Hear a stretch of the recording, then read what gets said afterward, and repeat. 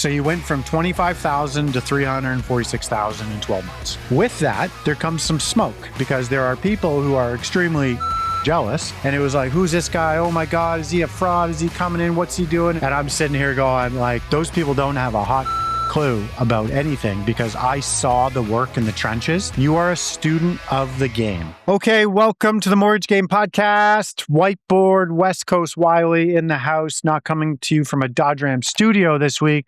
This week we're coming to you from my office. We have a special guest, probably the only person I believe we've had on the podcast coming back for a second time.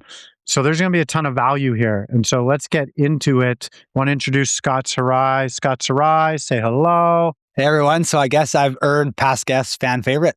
Yeah. And so for those who don't know, this might be the first time you're hearing this, and this is on YouTube now as well. So if you're listening to this audio, we are going once a month. I'll be interviewing people, maybe a couple times a month. We're going to be putting that video on YouTube. We're building out the YouTube channel. And so this is audio. You can listen to this still in your favorite streaming service, podcast service.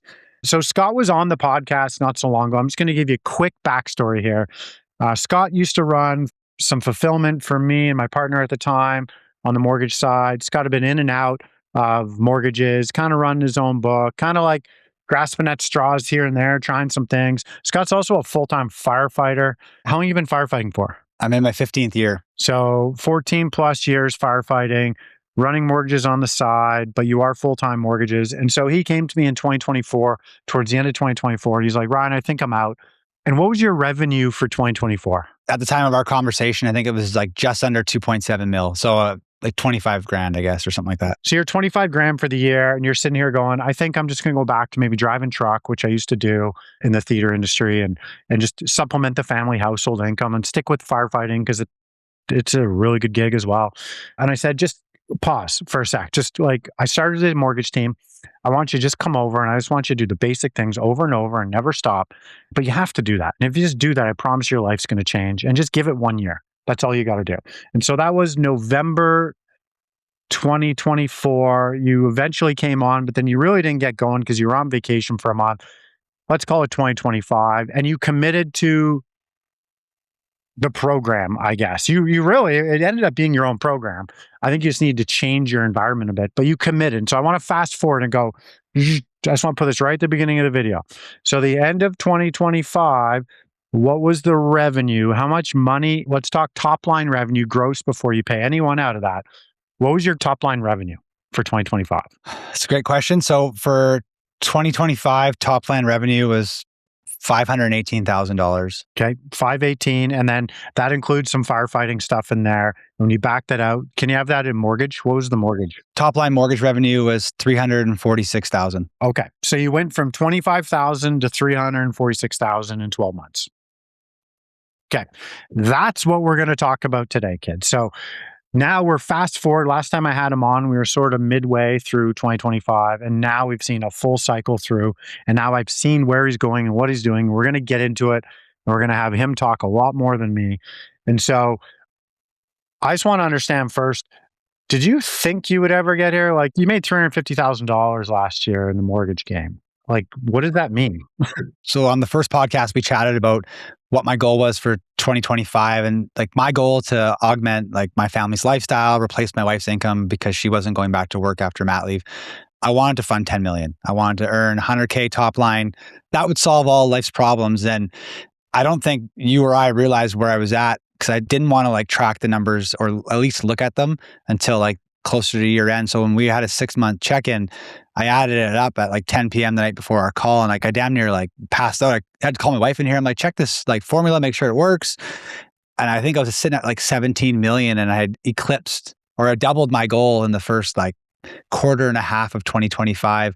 So yeah, it was like surreal. I don't know what other words to use, like fairy tale story last year, surreal, an out of body of experience, but it definitely changed a lot of things for myself. And so you have a bunch of cash sitting in a corp right now, and you're in the day-to-day hustling, building, grinding away.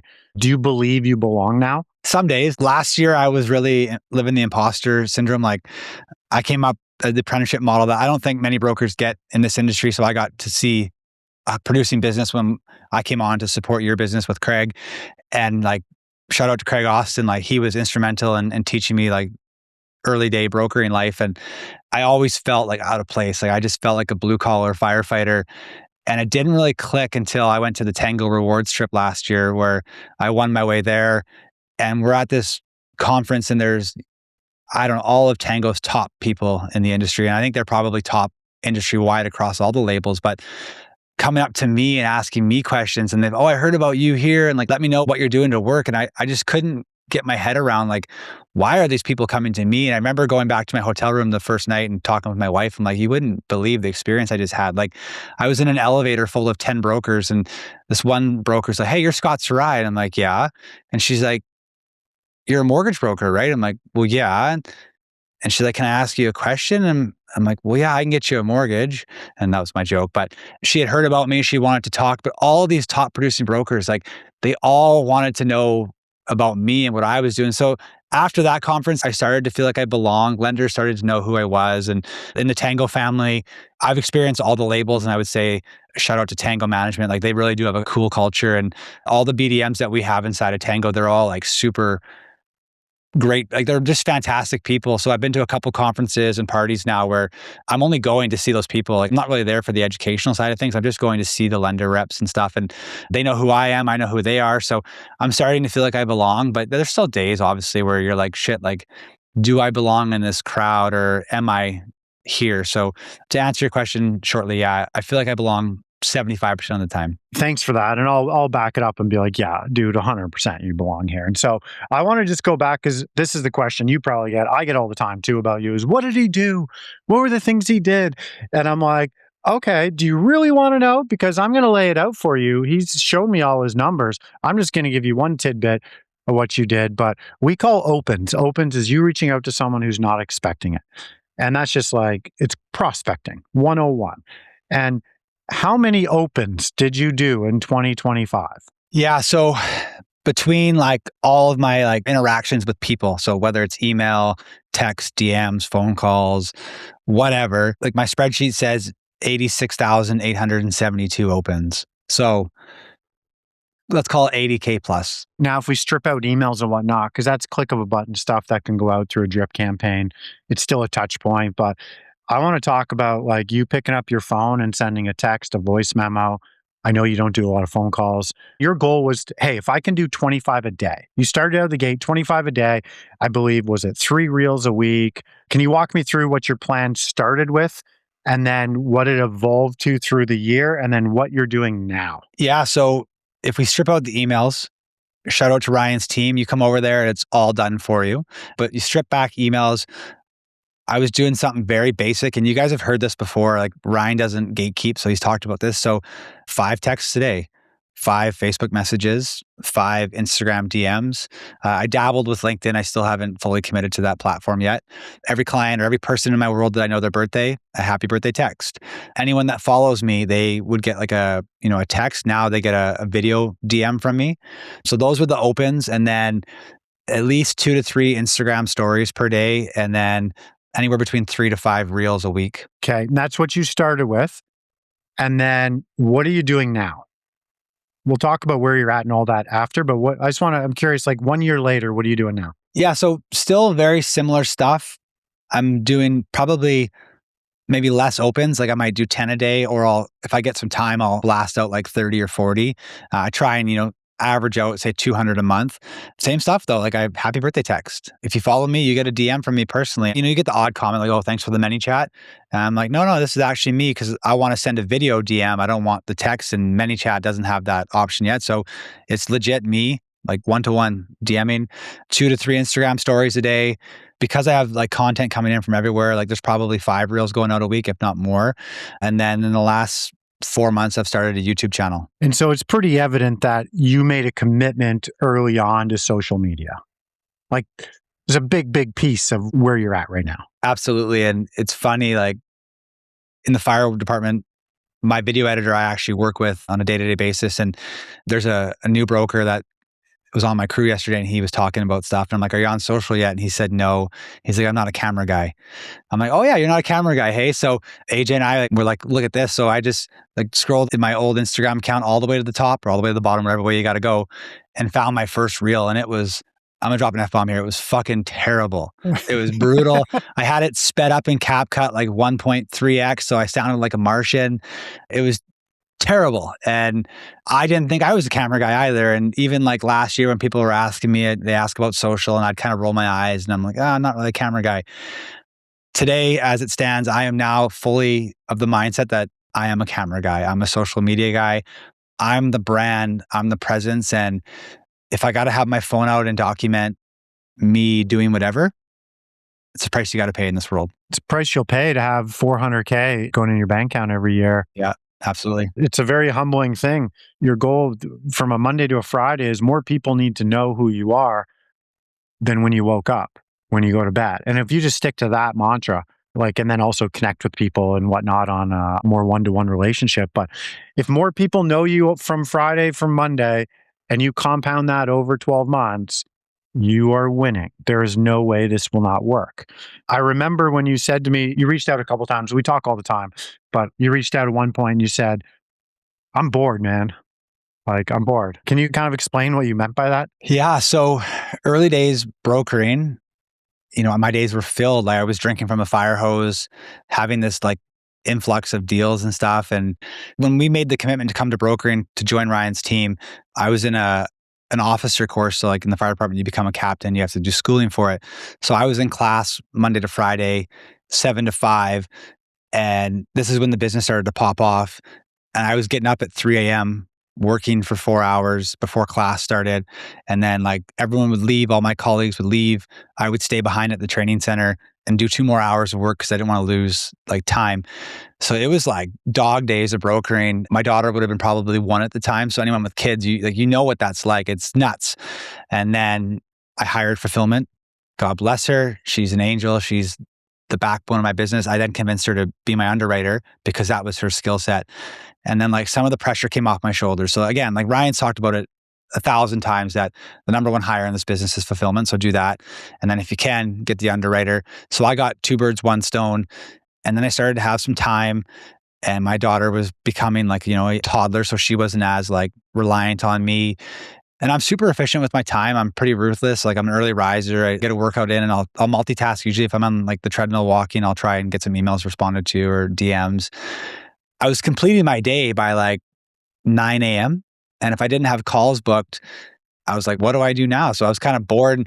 I kept getting like FOMO or scared that I'm not doing something that I'm supposed to be doing. And then I would text you like, well, now what? Like, and everyone's heard like, back in the day, a 12-hour broker, Ryan, he would say like, I'd be going to the brewery for lunch on a Thursday and do the beach this day. And I used to call bullshit until I was brought into his business. And like, that was legit what he did. And now I'm kind of at the point now where like, I don't golf as much as I nearly do just because it's a big time commitment. But like, I'll come to my office and like say to my wife, like, hey, like, want to do something as a family? And she's like, well, don't you have work to do? I'm like, no, I'm all done. It was very odd, a very settling feeling. But now you've decided to double down on content. You've decided to like channel that energy into building now a YouTube channel, which we don't recommend going and just, you don't have any business right now, you're going to go build a YouTube channel and think that's going to fix everything. It's not. But you've stacked the foundations already. You've got your email marketing dialed in. You've got your referral partners dialed in. You've got your prospecting dialed in. You've got your consistent short game with content dialed in. You're learning advanced strategies. You've got that dialed in. You know how to handle a discovery call. You know how to handle custom proposals and build those out and sell those to clients. You got that dialed in. Now you just keep finding another channel to go deep on, and YouTube's a phenomenal one. So you started a YouTube channel, and that's where you've focused a lot of your energy over the past couple of months, I'd say, right? Yeah, like it's definitely a commitment for YouTube just because like it's different. Like the algorithm's different than Instagram, and there's a lot more like that goes into ideation and production and post edit and stuff like that. So yeah, I would say it's taken a bulk of my brain power as late, but I think we're just turning the corner on like everything's been set up properly and we're now on like the straightaway home stretch. I have some things written down here, like there's 3 or 4 things, and these are my favorite things about you as a broker and where I think you surpass 99% of the brokers in our industry. And it's why you're so successful. And number one jumps off the page. Do you have any idea what I'm about to say? Probably not suitable for the podcast, but I might have an idea. Well, number one is speed. Speed kills in everything. And so we'll talk about an idea. You'll get a concept, you'll get a whiff of something. And then all of a sudden, usually within 24 to 36 hours, you've already put it into play. You've already worked on it. If it's a new script, if it's a new type of content, if it's a new angle on a strategy, if it's an email to send out, if it's a way to get in front of a financial advisor, if it, like something you hear, we talk about, you pull it out and poof, most people, it goes on the whiteboard. It sits there. They talk about it. They hem and haw over it. They wait until it's perfect. They go, and you're already like 3-4 weeks. You're on iteration 5, 6, 7, 8 of the idea of the concept, and other people are still twiddling their thumbs, wondering, "Oh, maybe I should." Maybe like your I don't give a fuck muscles built up. But that's one of my favorite things about you is how fast, right or wrong, if the thing you're going to do, because you'll figure out if it's something you want to do way quicker than if you put it on the side. So I just want to say that. Do you feel that? Like, is that something you actually connect the dots on? Yeah. So again, everyone, if you want to build a business, go back to episode 1 of this podcast and listen to it, have like a notepad or an iPad out and take notes. So early days, you might have coached on it, or maybe someone else had said, done is better than perfect or something like that. And I've always taken that to light. So I'm not the most visually gifted person when it comes to like aesthetics and stuff. And my wife, like, she's amazing. And she always like, no, I need to like do this for you. And I'm like, no, like I need to get it done is better than perfect. So email campaigns, I'll blast out, and speed kills. Like every business coach, like I don't know what the saying is, like the fortune's in the follow-up, or lead to speed, or speed to lead, or some stuff like that. I just try and execute as fast as possible, because if I take notes and make like a list, I very rarely get to it. So I definitely would say I've always noticed that. I'm always very reactive versus like tactical. I just get shit done. And that's just who I am as a person. Yep. Get it out. A 4 or 5 out of 10. We'll tweak as we go. Right. There was a study that was done, and this is a story you probably heard, but it's a study that was done, and they gave 30 days to this. It was I think a clay molding. It was a bunch of students, and they said, hey, you over here, you divide the class in half. You over here, you've got 30 days. You only get to make one vase, let's call it, out of clay. Take 30 days to make it perfect. And then you over here, make as many as you want. And then you only get to present one at the end of 30 days. And they came both, and they both presented the class at the end. And the people who had went through like 17, 20, 24 versions versus the one who was trying to be perfect, it was dramatically better, not even close. It was laughable. And it just speaks to you. Same thing. Quicker you get in, you fix it, you change it, you tweak it, or you go, nope, not me, on to the next thing. And you get in there and you go, blah, blah, blah, blah, blah, blah, blah. So love that, your speed of that. And then number 2, one of my favorite things about you is you execute. You do what you say you're going to do. And so if you put down on your checklist, which I don't know if you have a picture of your checklist, something you've shown me many versions of it, but like if there's a checklist here, it's like you don't stop until the boxes of the checklist are checked off. It's called a non-negotiable for a reason, and you don't negotiate with yourself. That's it in a nutshell. I have a Google sheet that I think I was given, or I built out, and every day, like it's got a day of the week. Like we take weekends off from actually I don't even take weekends off, to be honest, because I'll catch up with DMs, or I'll post stories, but I go down the road, I just, check. And there's something about it that like the dopamine hit from like hitting the checkbox and seeing the green check mark, like it does it for me. And then on the far right of the spreadsheet, it gives me my running total. So like as of this recording, I have 48,714 check marks, or like credit for check marks. So, I mean, psychologically, it's a win for me. I can like see the results of my work for the day. And here's the interesting part is,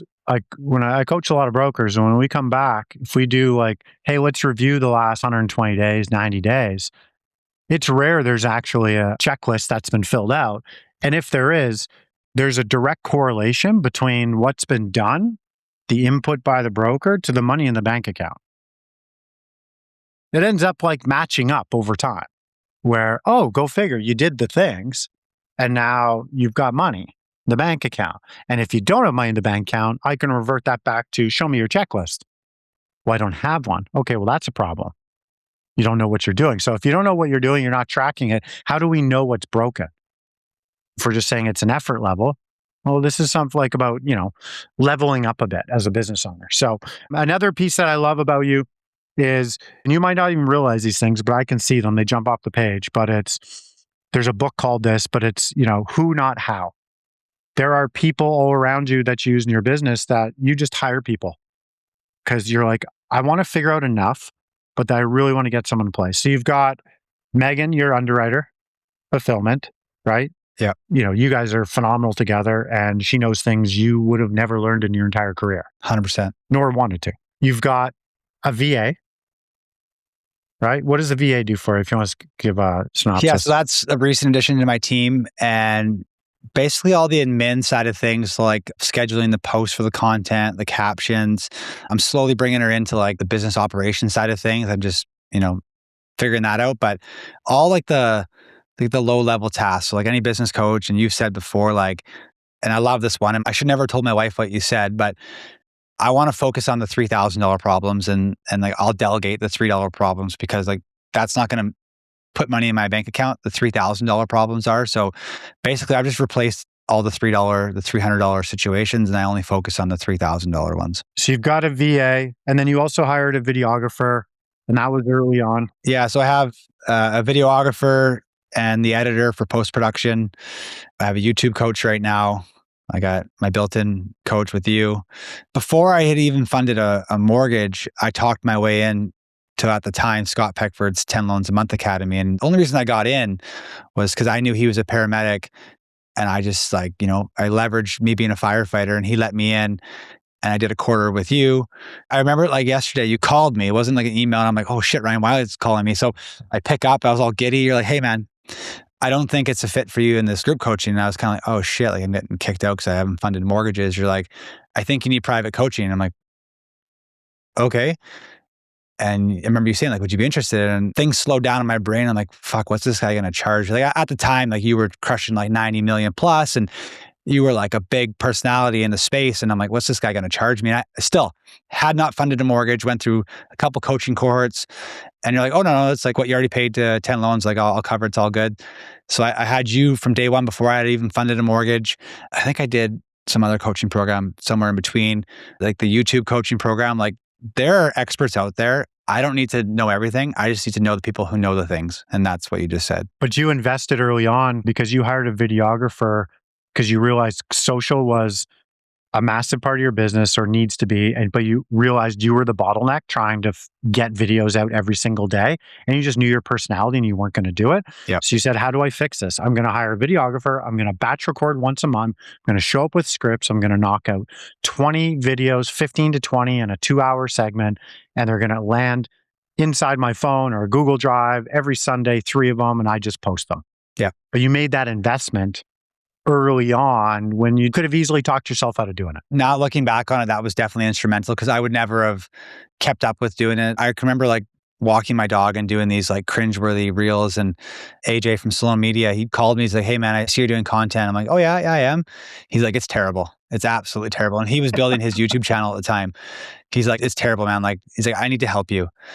I'm like, okay. And then like, we're off to the races, and we were clunky at first. And then like, I think our last session, we probably did like 35 reels, and it might've been under 2 hours. And it only took that long because we had some like intricate setups with split screens and stuff. Like it got super efficient. And like, now that we talk about it, like I kind of forget about how instrumental that conversation was in my growth. Oh, and that just speaks volumes to how you're wired and how you're thinking. And then you've just now replicated that in other areas of your business.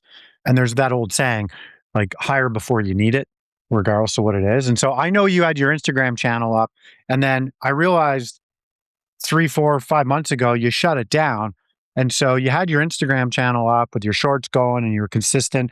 Why did you shut your account down? Meta's a funny thing. Like I would just love to talk to a human sometimes and not a chatbot. But for whatever reason, my SGS Mortgages Instagram page, it got restricted. So I think it was something to do with a marketing campaign we did around Love 19 back in the day with COVID and stuff. And for whatever reason, it got restricted. And you had like a 4-month rebuttal period. And I didn't even know I was restricted. I had no clue. So I had passed that. It was 2 years later, and they're like, we can't rescind it. And I'm like, you guys are the largest tech company in the world. You're telling me you can't flick a switch? And they said, no. My wife, again, like I should have listened to her sooner. She told me a while ago to shut that one down and pivot. And I was like, well, I have like the followers, I have this, I have that. Turns out a lot of the followers were mortgage brokers when I actually looked at it. So I had to pivot. I had to make a whole new page. So the restrictions were lifted because I wanted to experiment with boosting posts just to increase my audience and get eyeballs on the content outside of like what was already watching it. So we did that. We started the new page.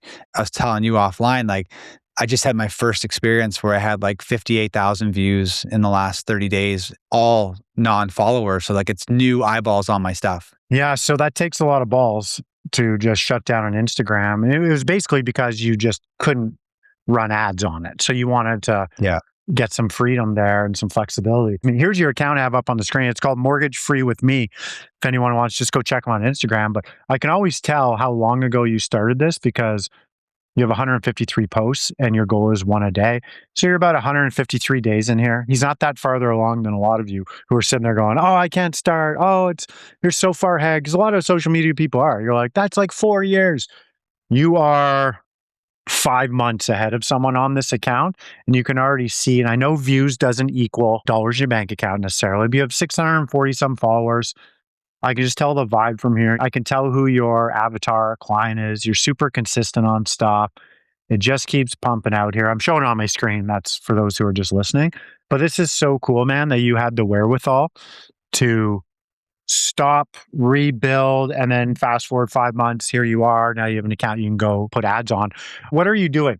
Are you running a couple ads on anything? Not right now. No, I'm still learning like ads out. Like I don't fully understand it and how it works. And I boosted a couple like of the strategy posts. So talking about like the offset strategy for renewals and cash damming for basement suites. So I boosted a couple of those. But outside of that, like I might have spent $100 in the last 5 months on boosts, and that's about it. And so after our first podcast together, because you kind of went from nothing, zero to hero, baby. Zero to hero. You kind of got some stuff going. You got some mojo going here. And I'll say this, with that, there comes some smoke. There's some smoke from people. Excuse the firefighter pun there, but it's like smoke comes because there are people who are extremely fucking jealous that you now are doing some things, all the things that these people could have been doing. And I started to hear it. And I don't know if you heard it or not, but I heard it because I'm dialed in and connect to a lot of different things. And it was like, who's this guy? Oh my God, is he a fraud? Is he coming in? What's he doing? And can't believe he's doing that. And before he was doing fulfillment. And so I heard it all. And I'm sitting here going like, those people don't have a hot fucking clue about anything because I saw the work in the trenches. I saw how much work you're putting in. I saw how dedicated you are. You are a student of the game. And that is my other thing I love about you is you want to know, like you could have just paid someone to run your YouTube for you, but you're like, no, I want to figure this out. I want to understand the camera, the lighting, the background, the hook, the audio hook, the first 3 seconds, how to analyze the data. I want to learn that. And then you shift gears. You're going to go figure that all out. And then you're going to put someone in place to handle a bunch of the stuff after you record. And then you're going to move on to the next thing you're going to become an expert on. And it already was how to do your pre-approvals, how to do your proposals, how to learn about cash damming, how to learn about the offset, how to present that to people, how to get in front of FAs, what to say to FAs. And so I just love the noise that comes in because there's always going to be noise, people trying to tear you down. And I heard it and I was shielding you a lot from a lot of it, but I took it on and I heard it and I got into fights and arguments, people, and I never really talk about this a lot, but I've gotten into it because I saw what you were doing and whatnot, and these jealous people that were not doing it. And I just want to say kudos to you, man, because anyone listening to this that thinks, oh, this came easy and it was so easy. Oh my God, it did not. Like you busted your ass more than probably any broker I've known in a 12-month period. So kudos to you, man. Thank you. Yeah, that's funny because like normally I would sit in that and I would like stew on it. And now that you brought it up, I totally flashed on. I don't remember it, but now, yeah, I remember like, I can't remember what it was, but haters are going to hate. And early on in my fire career, I had a firefighter tell me one time, he's like, look, man, there's, in our department, 500 people, other bigger departments, there's more, like 10% are going to hate you for no fucking reason at all. Like, get over it, accept it, and move on. And I've always remembered that conversation with that firefighter. So I brought it into brokering. And when I did fulfillment, I had some quirks with different brokers on like the way businesses were run. And that's why I was shutting that down. That's why I was over it. And then with brokering, I can't remember what it was. And you were off the grid when this happened, but there was a post about something. And when I went on the podcast circuit last time with you, and then Dustin Woodhouse asked me on, and Tom and Brandon, my boys back east, asked me on, I kind of got some light. And then I remember there was this one broker just like throwing like complete shade that, using like hyper tense words and stuff, that me and you were fabricating what we talked about on the podcast to generate leads for the team and stuff. And this is just a credit to Ryan and the culture he's built on Team Wiley. I had brokers on my team ready to go to war. And I think you were away on family vacation, and I had to, like, of all people, I had to be like the cool head that prevailed. But I went in on the group chat and said to the team, like, look, guys, like, let's kill the noise with volume. Yeah. Let's put Team Wiley at the top of the leaderboards.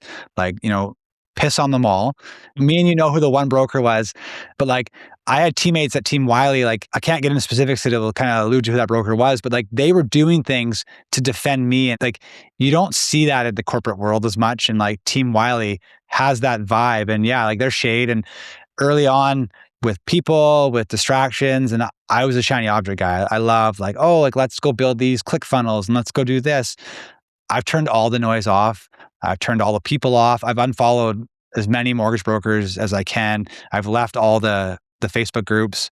I only want to see my potential clients on social media. That's what I'm trying. And like, if my friends are listening, I'm sorry I don't see your pictures of you at the brewery, but it is what it is. I learned from you and other coaches, just like, turn the noise out. And thank you for shading me, because I would have driven to those people's houses to have a chat with them. That's just the type of person that I am.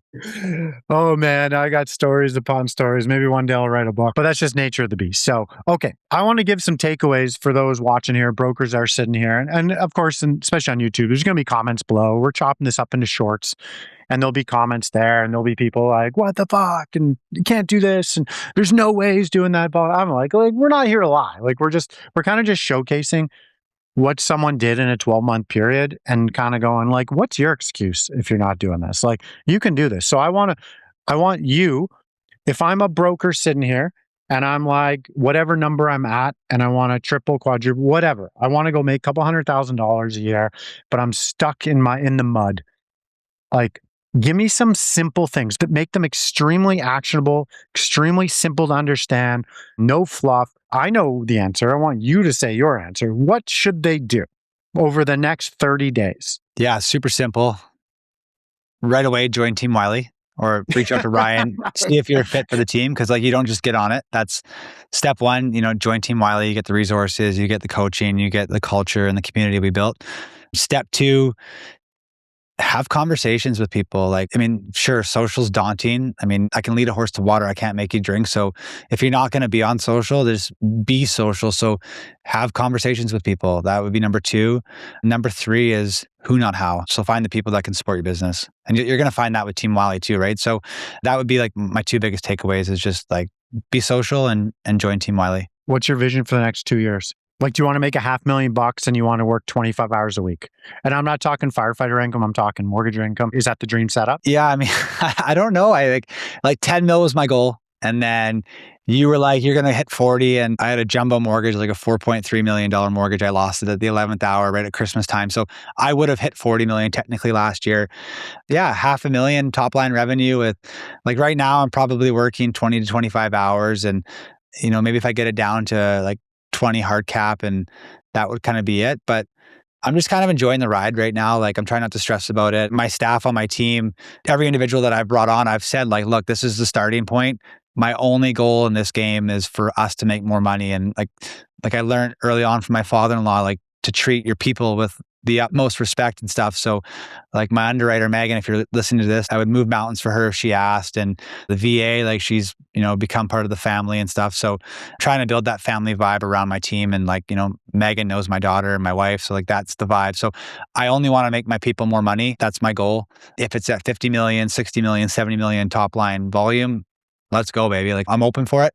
But yeah, I'm just trying to enjoy the ride, be humble and enjoy it. And that comes back to, and we'll wrap this up shortly, but it was when you said, hey, I'm bored.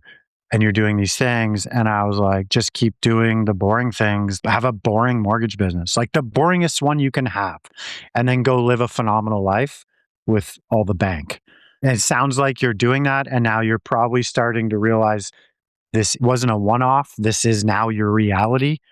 And so you're kind of like, okay, you wake up every day, like you're loving life better now than you did 12 months ago, I'm assuming. Yeah, like I have way less stress. Like sure, there's like AI right now is the buzz, right? And everyone's going down those rabbit holes. So like I'll go down it a little bit. And I'm like, wait a minute, like my business is moving without it. Like I don't necessarily need it. But yeah, life is good.